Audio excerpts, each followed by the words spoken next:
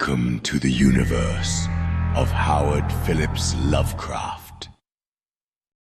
The Strange High House in the Mist by H.P. Lovecraft. In the morning, mist comes up from the sea by the cliffs beyond Kingsport. White and feathery, it comes from the deep to its brothers the clouds, full of dreams of dank pastures and caves of Leviathan. And later, in still summer rains on the steep roofs of poets, the clouds scatter bits of those dreams, that men shall not live without rumor of old, strange secrets, and wonders that planets tell planets alone in the night, when tales fly thick in the grottos of Tritons, and conches in seaweed cities blow wild tunes learned from the elder ones. Then great eager mists flock to heaven laden with lore, and oceanward eyes on the rocks see only a mystic whiteness, as if the cliff's rim were the rim of all earth, and the solemn bells of buoys tolled free in the ether of fairy. Now north of archaic Kingsport, the crags climb lofty and curious, terrace on terrace till the northernmost hangs in the sky like a gray frozen wind cloud.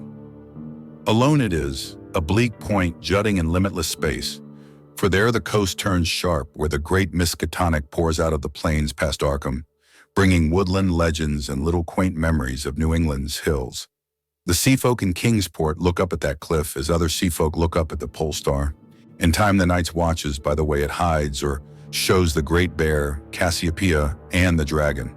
Among them it is one with the firmament, and truly it is hidden from them when the mist hides the stars of the sun. Some of the cliffs they love as that whose grotesque profile they call Father Neptune, or that whose pillared steps they term the causeway. But this one they fear because it is so near the sky. The Portuguese sailors coming in from a voyage cross themselves when they first see it, and the old Yankees believe it would be a much graver matter than death to climb it, if indeed that were possible. Nevertheless, there is an ancient house on that cliff, and at evening men see lights in the small paned windows.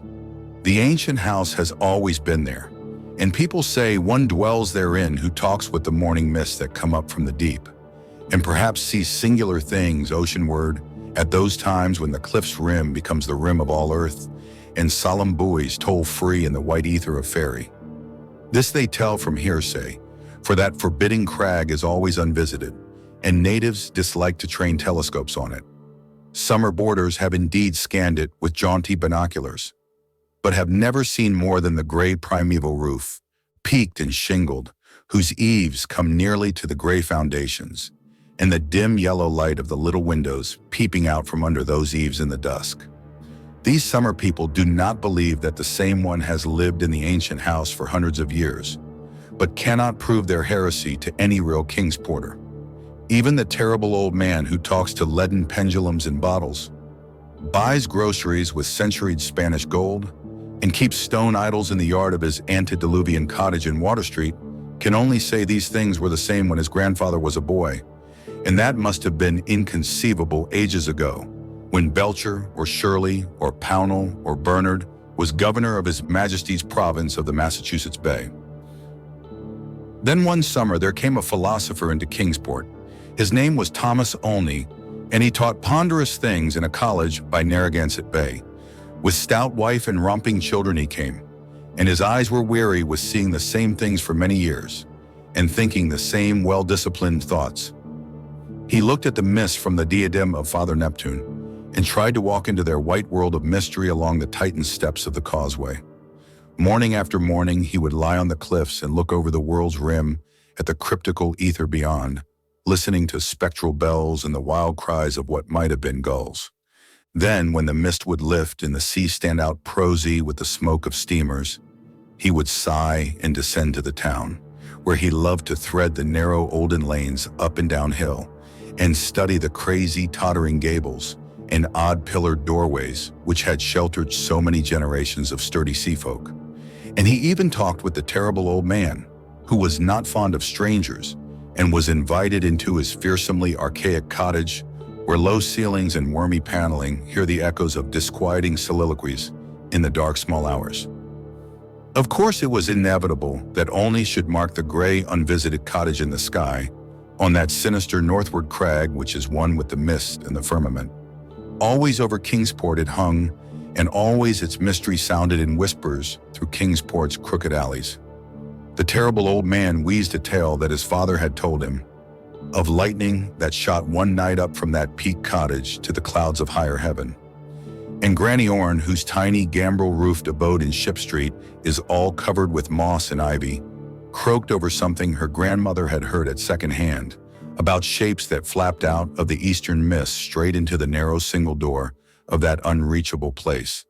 For the door is set close to the edge of the crag toward the ocean, and glimpsed only from ships at sea. At length, being avid for new strange things, and held back by neither the Kingsporter's fear, nor the summer boarder's usual indolence, only made a very terrible resolve. Despite a conservative training, or because of it, for humdrum lives breed wistful longings of the unknown, he swore a great oath to scale that avoided Northern Cliff and visit the abnormally antique gray cottage in the sky. Very plausibly, his saner self argued that the place must be tenanted by people who reached it from inland along the easier ridge beside the Miskatonic's estuary. Probably they traded in Arkham, knowing how little Kingsport liked their habitation, or perhaps being unable to climb down the cliff on the Kingsport side, only walked out along the lesser cliffs to where the great crag leaped insolently up to consort with celestial things, and became very sure that no human feet could mount it or descend it on that beetling southern slope. East and north it rose thousands of feet vertically from the water, so only the western side, inland and toward Arkham, remained. One early morning in August, Olney set out to find a path to the inaccessible pinnacle. He worked northwest along pleasant back roads, past Hooper's Pond and the old brick powder house to where the pastures slope up to the ridge above the Miskatonic and give a lovely vista of Arkham's white Georgian steeples across leagues of river and meadow. Here he found a shady road to Arkham, but no trail at all in the seaward direction he wished. Woods and fields crowded up to the high bank of the river's mouth and bore not a sign of man's presence, not even a stone wall or a straying cow, but only the tall grass and giant trees and tangles of briars that the first Indian might have seen. As he climbed slowly east, higher and higher above the estuary on his left, and nearer the sea, he found the way growing in difficulty, till he wondered how ever the dwellers in that disliked place managed to reach the world outside, and whether they came often to market in Arkham. Then the trees thinned, and far below him, on his right, he saw the hills and antique roofs and spires of Kingsport. Even Central Hill was a dwarf from this height, and he could just make out the ancient graveyard by the Congregational Hospital, beneath which rumor said some terrible caves or burrows lurked. Ahead lay sparse grass and scrub blueberry bushes, and beyond them, the naked rock of the crag and the thin peak of the dreaded gray cottage. Now the ridge narrowed and only grew dizzy at his loneness in the sky. South of him, the frightful precipice above Kingsport. North of him, the vertical drop of nearly a mile to the river's mouth. Suddenly, a great chasm opened before him, 10 feet deep, so that he had to let himself down by his hands and drop to a slanting floor, and then crawl perilously up a natural defile in the opposite wall. So this was the way the folk of the uncanny house journeyed betwixt earth and sky. When he climbed out of the chasm, a morning mist was gathering, but he clearly saw the lofty and unhallowed cottage ahead, walls as gray as the rock, and high peaks standing bold against the milky white of the seaward vapors. And he perceived that there was no door on this landward end, but only a couple of small lattice windows with dingy bullseye panes leaded in 17th century fashion. All around him was cloud and chaos, and he could see nothing below but the whiteness of illimitable space. He was alone in the sky with this queer and very disturbing house, and when he sidled around to the front and saw that the wall stood flush with the cliff's edge, so that the single narrow door was not to be reached save from the empty ether, he felt a distinct terror that altitude could not wholly explain. And it was very odd that shingles so worm-eaten could survive, or bricks so crumbled still form a standing chimney. As the mist thickened, Olney crept around to the windows on the north and west and south sides, trying them but finding them all locked. He was vaguely glad they were locked, because the more he saw of that house, the less he wished to get in. Then a sound halted him. He heard a lock rattle and bolt shoot, and a long creaking follow as if a heavy door were slowly and cautiously opened. This was on the oceanward side that he could not see, where the narrow portal opened on blank space thousands of feet in the misty sky above the waves. Then there was heavy, deliberate tramping in the cottage, and Olney heard the windows opening, first on the north side opposite him, and then on the west, just around the corner. Next would come the south windows, under the great low eaves on the side where he stood. And it must be said that he was more than uncomfortable as he thought of the detestable house on one side and the vacancy of upper air on the other. When a fumbling came in the nearer casements, he crept around to the west again, flattening himself against the wall beside the now open windows. It was plain that the owner had come home, but he had not come from the land, nor from any balloon or airship that could be imagined. Steps sounded again, and Olney edged round to the north, but before he could find a haven, a voice called softly, and he knew he must confront his host. Stuck out of a west window was a great black-bearded face, whose eyes shone phosphorescently with the imprint of unheard-of sights. But the voice was gentle and of a quaint olden kind, so that Olney did not shudder when a brown hand reached out to help him over the sill and into that low room of black oak wainscots and carved Tudor furnishings. The man was clad in very ancient garments and had about him an unplaceable nimbus of sea lore and dreams of tall galleons. Olney does not recall many of the wonders he told, or even who he was, but says that he was strange and kindly and filled with the magic of unfathomed voids of time and space. The small room seemed green with a dim aqueous light, and Olney saw that the far windows to the east were not open, but shut against the misty ether with dull, thick panes like the bottoms of old bottles. That bearded host seemed young, yet looked out of eyes steeped in the elder mysteries. And from the tales of marvelous ancient things he related, it must be guessed that the village folk were right in saying he had communed with the mists of the sea and the clouds of the sky ever since there was any village to watch his taciturn dwelling from the plain below. And the day wore on, and still, Olney listened to rumors of old times in far places, and heard how the kings of Atlantis fought with the slippery blasphemies that wriggled out of rifts in ocean's floor, and how the pillared and weedy temple of Poseidon is still glimpsed at midnight by lost ships, who know by its sight that they are lost. Years of the Titans were recalled, but the host grew timid when he spoke of the dim first age of chaos, before the gods or even the elder ones were born, and when only the other gods came to dance on the peak of Hathaclaw in the stony desert near Ulthar, beyond the river sky. It was at this point that there came a knocking on the door, that ancient door of nail-studded oak, beyond which lay only the abyss of white cloud. Olney started in fright, but the bearded man motioned him to be still, and tiptoed to the door to look out through a very small peephole. What he saw he did not like, so pressed his fingers to his lips and tiptoed around to shut and lock all the windows before returning to the ancient settle beside his guest. Then Olney saw lingering against the translucent squares of each of the little dim windows in succession a queer black outline, as the caller moved inquisitively about before leaving, and he was glad his host had not answered the knocking. For there are strange objects in the great abyss, and the seeker of dreams must take care not to stir up or meet the wrong ones. Then the shadows began to gather, first little furtive ones under the table, and then bolder ones in the dark paneled corners. And the bearded man made enigmatical gestures of prayer and lit tall candles in curiously wrought brass candlesticks. Frequently he would glance at the door as if he expected someone, and at length his glance seemed answered by a singular rapping which must have followed some very ancient and secret code.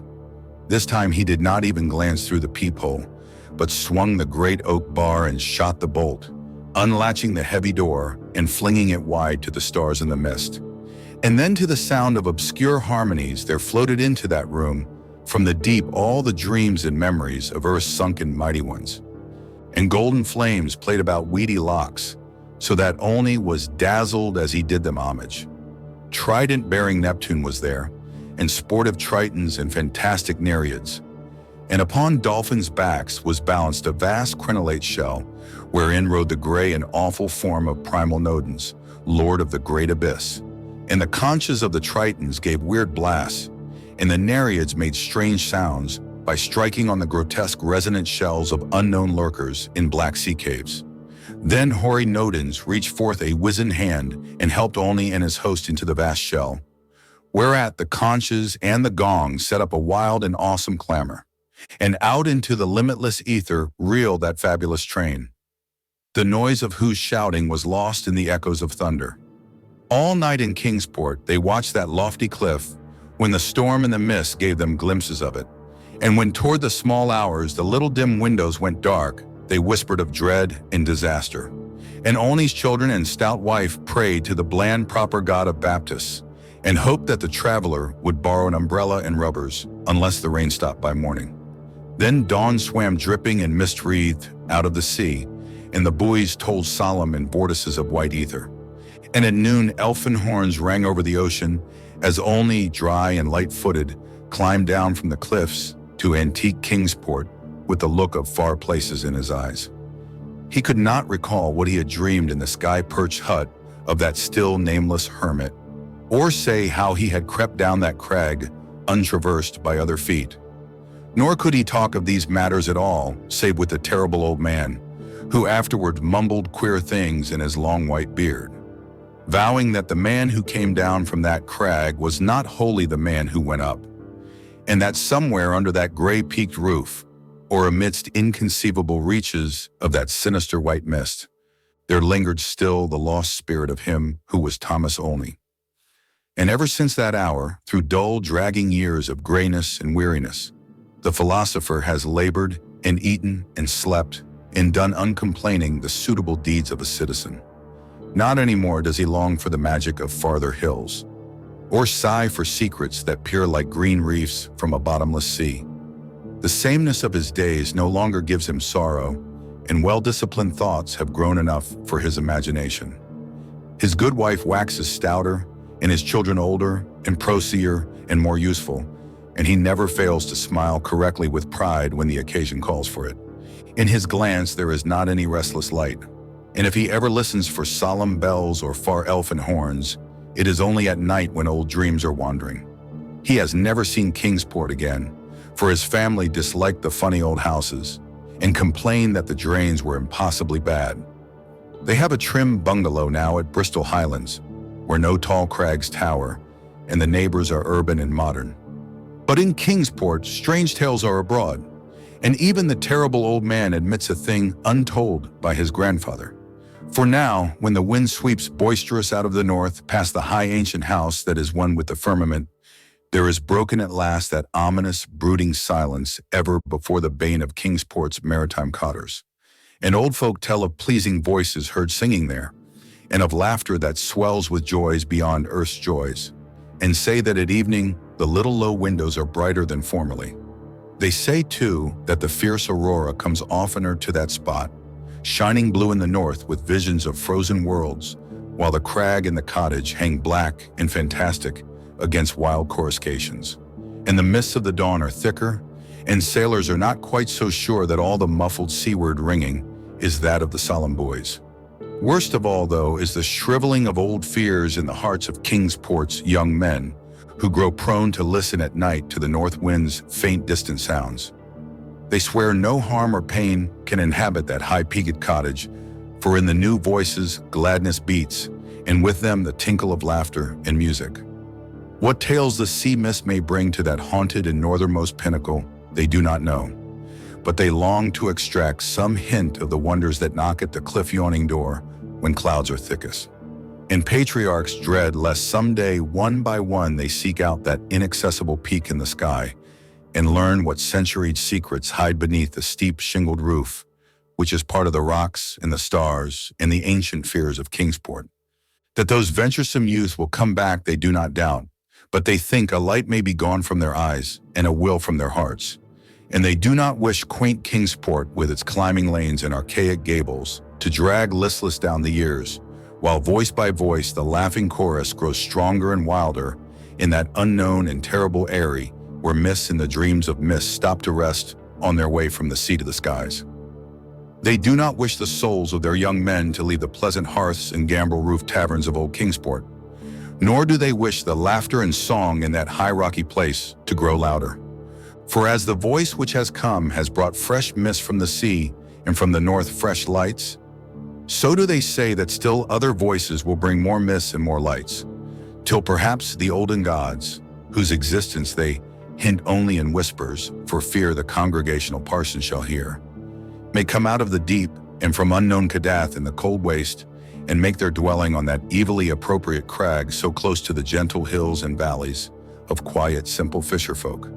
This they do not wish, for to plain people things not of earth are unwelcome. And besides, the terrible old man often recalls what only said about a knock that the lone dweller feared, in a shape seen black and inquisitive against the mist through those queer translucent windows of leaded bullseyes. All these things, however, the elder ones only may decide, and meanwhile the morning mist still comes up by that lonely vertiginous peak with the steep ancient house, that gray low-eaved house, where none is seen but where evening brings furtive lights, while the north wind tells of strange revels. White and feathery it comes from the deep to its brothers the clouds, full of dreams of dank pastures and caves of Leviathan.